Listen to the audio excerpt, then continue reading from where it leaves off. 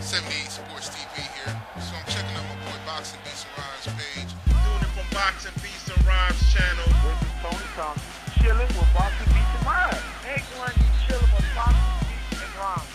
This is AMIR Hardcore Man Store on Boxing Beats and Rhymes YouTube channel. I don't know if you answer. Possible Manny Pacquiao fight with Bowe Mayoga. How you feel about that?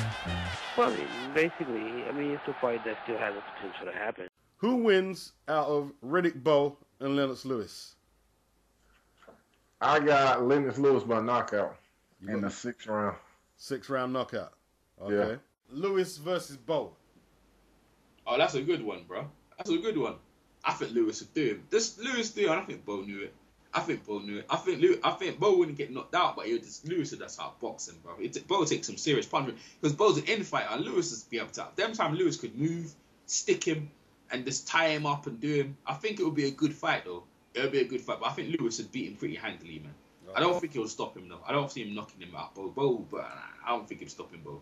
You know, Bowe's only ever lost one fight to Evander Holyfield, you know, but I don't think he would have beat him. Yeah, it would have been interesting, though. It would have been interesting. Yeah, it would have been interesting because you just wanted to see it get out of the way. But Bowe, nah, I don't think so. I think Lewis would have done him up, bro.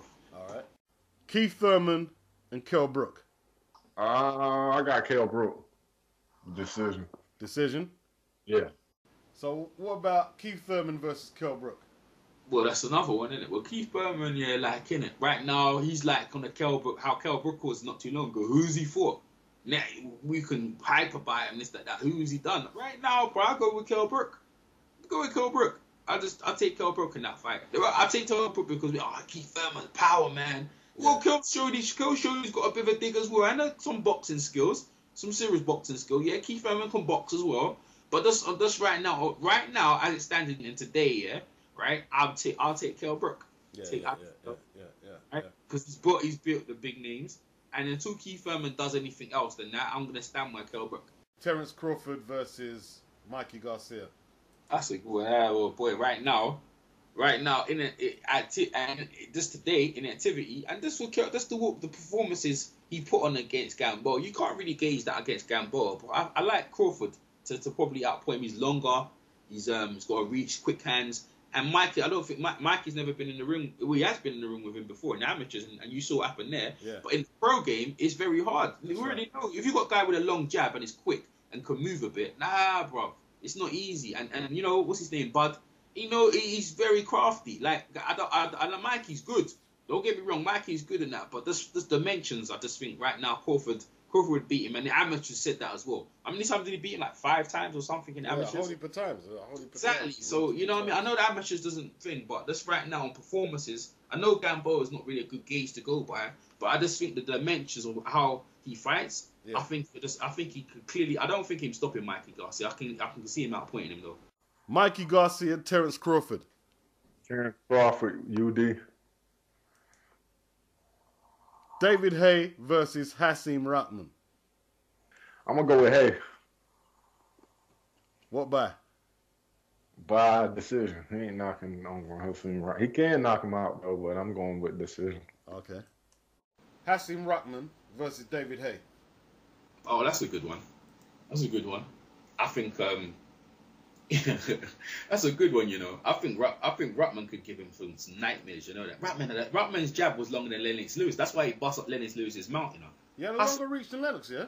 Yeah, that's why, remember, that's why he was getting reached Lennox with the jab. Remember, that's why reaching him, and he's got a fucking devastating right hand, innit? Yeah. Now, that jab alone, when he was on his game, I'm talking now, people need to understand now, you have to picture him when he beat Lennox Lewis the first time, right? And he was getting busted up, don't get it twisted, yeah? The jab, right? The jab, what he would implement on Lewis, and it was hard and firm, and he would take his time with it. I tell you what, mate, I like his chances, but David could freaking catch him with them quick combination. How Lewis knocked him out, he could knock him out. So that fight can go either way. I probably like David Haye, bro, the haymaker for that though. He's just a bit more slippery, and just the power, you know. But if Hasim Rahman could probably take David power, then you favour Rahman. But I think you'd have to favour Haye, because look, he went 12 rounds with the Klitschko easy, right? Yeah. And easily figured him out, and the Klitschko already stopped him already. I think it was the brother who stopped him. The Klitschkos are hard to go rounds with, and if his foot, Hasim Rahman's feet's in cement. So I like David in that fight. I think I like David. He's just got a bit more. It's not easy to hit. You know what I mean? And that jab, you can't land your punches. And then David could hit fairly hard. I probably like David. He could outpoint him or stop him late. Yeah, it's a nice fight though. That's a nice fight. Yeah. The styles playing nicely in that one. Because people think Hasim Rahman was a bum, but he knocked out Corey Saunders in a shootout. That was a proper shootout. And then he got mashed up by Oleg Maskis through the ropes. Yeah, punched you through the ropes, you know. Yeah. I remember I was trying his career, so when he fought Lennox Lewis, I was like, whatever, mate. But he put on a performance out in South Africa. He showed true grit. He was getting busted up. Yeah, and he come back and mash up Lennox Lewis that right hand. And in the second fight, he was banging that jab in Lennox Lewis's face. He was. Lennox was getting doomed. That's why people didn't understand why he was getting it, because he had I think it was a 3-inch reach advantage. Wow. Yeah, and that's massive, isn't it? Yeah. But then again, you see him, he used to he used to let you down. Like, the time you think he's not gonna produce, right? He used to produce. And when he went in there with Joe Maurice, I think it was in the night of the Undisputed, when Bernard Hopkins beat Joppy and Corey Spinks outputted Mayoga that night. Mayweather and Roger Mayweather was in his corner, you know. He didn't. He laid the egg. He does that. Like when you think he was like even if he's got the Buster Douglas syndrome, you know what I mean? Yeah. And that's the only thing against him. But David Haye, when he's meant to deliver, he delivers. Like when he beat Enzo Makanaki, I thought that was a 50-50 fight, bro. Yeah. Blew him out. He blew him out. And when he went against Muhummad, most people's chances that he got to beat Muhummad. I thought he was going to get knocked out. Joe Frazier versus Rocky Marciano. Joe Frazier by knockout. Who would win out of Marciano versus Frazier? Whoa. Are you recording this? Yeah. Okay. Marciano versus Joe Frazier. Smoking Joe Frazier. That's a tough fight, man. I don't know, man. I'm not too sure, you know. Because you know what, Marciano, because it's hard to see when Marciano never lost. You can see him in the fight getting knocked down, but he'd give it to Joe Frazier, bro. He'd give it to Joe Frazier, and Joe Frazier would definitely be giving it back to him backwards and forwards, man. I don't know, man. You know what? I'd have to leave that as a draw. I don't usually give draws in that one, but I actually can't even. I need you to commit. For this one, I need you to commit to one. All right. I'll go with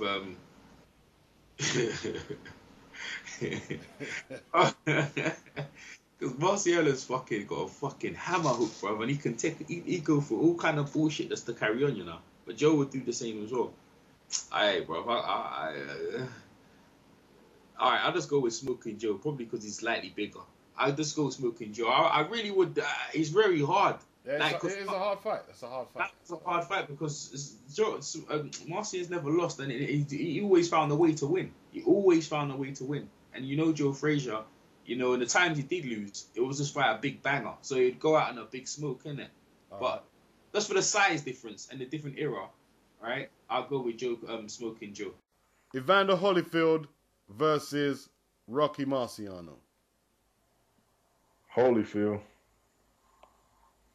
What by? By decision. I'm going to say about 9th round knockout. Okay.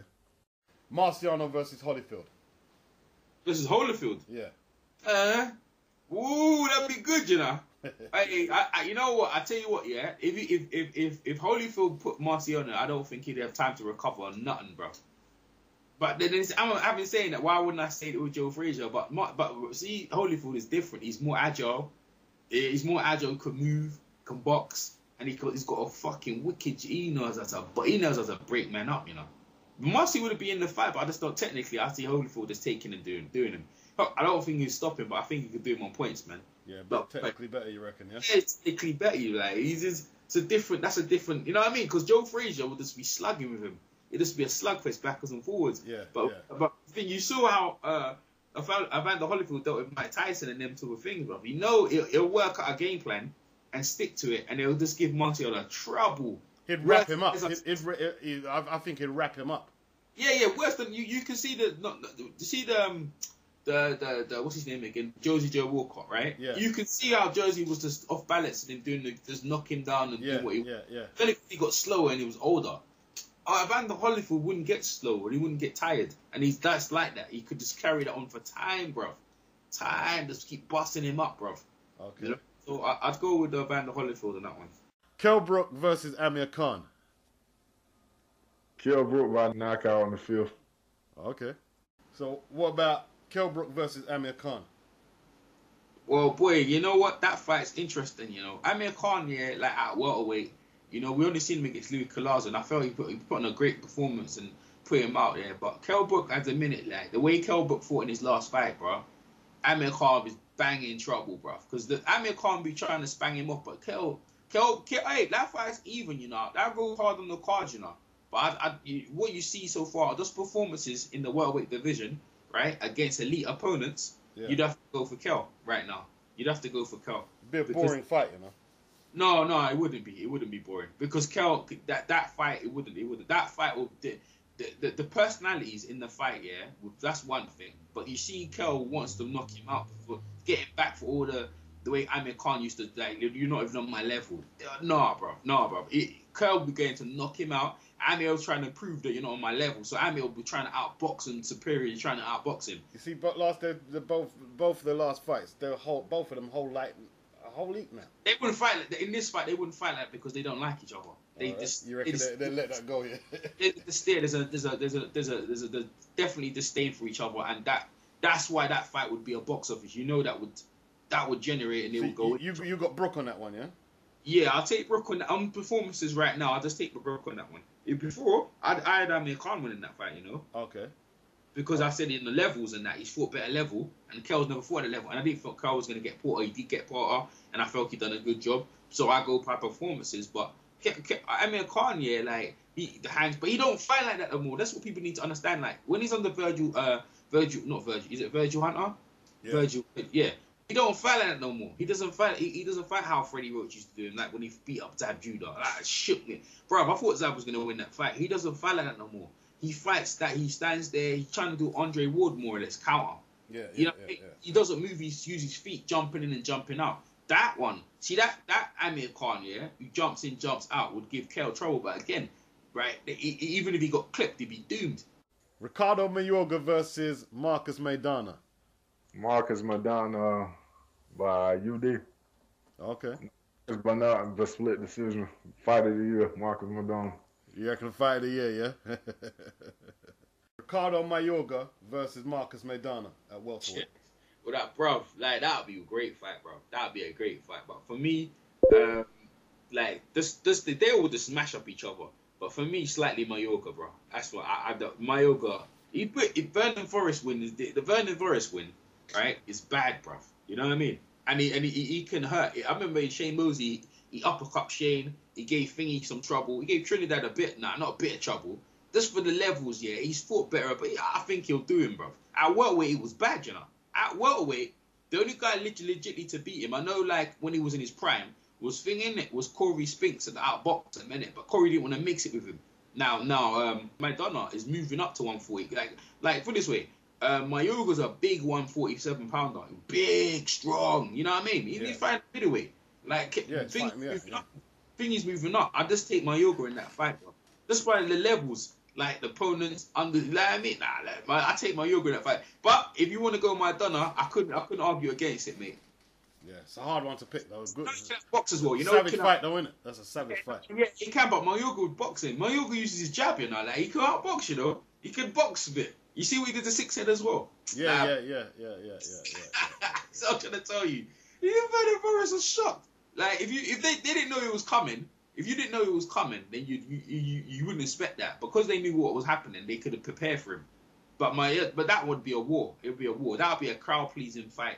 People would pay and stack into what that fight could still happen, bro. Mike Tyson versus Muhammad Ali. Ali by UD. Ali versus Tyson. Well, that's a good one. Well, I heard from Mike Tyson himself, yeah. He said that in their primes, yeah. He said Mike Tyson said he'd beat him. He said Ali would beat him. Because Ali always found a way. Not only that, even though Ali looked like he got knocked down and floored and all them things, that he would get up. He would not have it. I mean, I talked to Dr. Bernie Pacheco himself. He said Ali would never lose to the likes of a Buster Douglas. Buster Douglas knocked him out. Buster Douglas, the fat bum, I mean, you know, his arrogance will not allow him. Mike Tyson is like, then like I could have got up, I could have fight on, but he wasn't in it. He wasn't in it. He achieved so much that Ali would not have it. Ali took shots from George Foreman, took shots from Ron Lau. He took shots from Smoking Joe Frazier and like, Shavers. Exactly, and Shavers. Yeah. Now how many shots? Well, he avoided Liston's punches, but was Buster Douglas the biggest puncher in the world? No. Was Evander Holyfield the biggest puncher in the world? Razor no. Ruddock though. Razor Ruddock was a big puncher, but he wasn't. But other than that, who did Razor Ruddock really knock out? He knocked out Bone Crusher, Dokes. Dokes, yeah. He knocked out before. Who else? Outpointed Mike Weaver, knocked out James Broad when he was a contender. Well, there are some of the major ones. He was touted as a big puncher, but Lewis took his punches pretty well in the first fight. He took some, see, and so did there was that guy, the Duke, Tommy Morrison. He took his punches pretty well as well. Yeah, but that was an oldish Ruddock though. Oh, but still, the last thing you lose is your punch. So how big a puncher was he? No, when he floored Morrison a couple of times though. But what I'm saying, if you're a big puncher, you're not coming off the canvas. You see what I'm trying to say? George Foreman's out here. When he hit you, you're not coming off. You're not getting off the canvas. You know what I mean? You're printed to the canvas. Saying them big, notable in the heavyweight history, George Foreman, Ron Lau, yeah, the names you just mentioned, they're the most devastating punchers. You said Ali never recovered. Which guy who bashed up Ali and he never recovered? Yeah, well, Ali fought the bigger punches. You know what I mean? Massive. So if you just stay in that, he could take what Tyson was coming with and give some and some. See, and Tyson knew that, and the mentality was too tougher. So I go with Ali. If they went into a slugfest, if they went into a phone booth, Ali would go with him. But Ali could outbox him as well. So I think Ali's got more avenues to beat Mike Tyson than Mike Tyson has to beat Ali. If he's thinking he's going to beat Ali on just punching power, then it's not going to work, bro. It's not going to have it. People need to understand that, bro. There's more going on. Yeah. Same thing. You need more than punch power to beat him. Pardon? You need more than punch power to beat him. Yeah. And output as well. Yeah. Like, you can match the output, Tyson output, but then Tyson, he'll get rid of his target after a while, yeah. But most of the people... You see Norton had to use that little that crouching and bobbing and... the Philly and shit. Yeah, he came with tactics, man. Jab, overhands and shit. Another thing as well, what you pointed out to me is that the mentality, like you said, when Truth Williams, he went in there, I took punches from big punches for you, I'm not bothered. So Ali will say, I took punches from... Bruv, remember, he took punches from... No, that was Tillis. That was James Quick Tillis. Yeah. But Ali took punches from Sonny Liston. Yeah, that's right. Remember we talked to the old Godfrey guy of Sonny Liston? Yeah. George Thingy, and he said that how Sonny Liston, what did he say about that guy's jaw? When he shattered the whole of them. All his teeth, man. When in 69 seconds he stopped Wayne Bethea in the first round, and Bethea was the number 10 rated contender, and he had never been knocked down, and Sonny destroyed his mouth. Bethea lost most of his teeth basically with one or two left hooks. Yeah, exactly. So Ali took punches from that guy.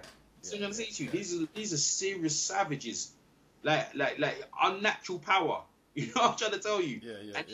You think he couldn't take punches from them? Imagine that. He took punches from Sonny Liston and George Foreman. That's nuts. Yeah, he fought all the hard punches, man. Frazier was a power puncher. Yeah, so punching and output, it wouldn't be enough to beat Ali. It wouldn't be enough. You'd be like, he's been floored, and but you see him get back up. Yeah, you get back up though. That's the thing. Get back up and give you hell. Yeah. Tyson never did that. He come up, he got back up. But most of the time when he got knocked down, bro, more or less... It was over. Most of the time when it was a wrap, innit? It was a wrap. What happened with bloody Danny Williams? Yeah. All right.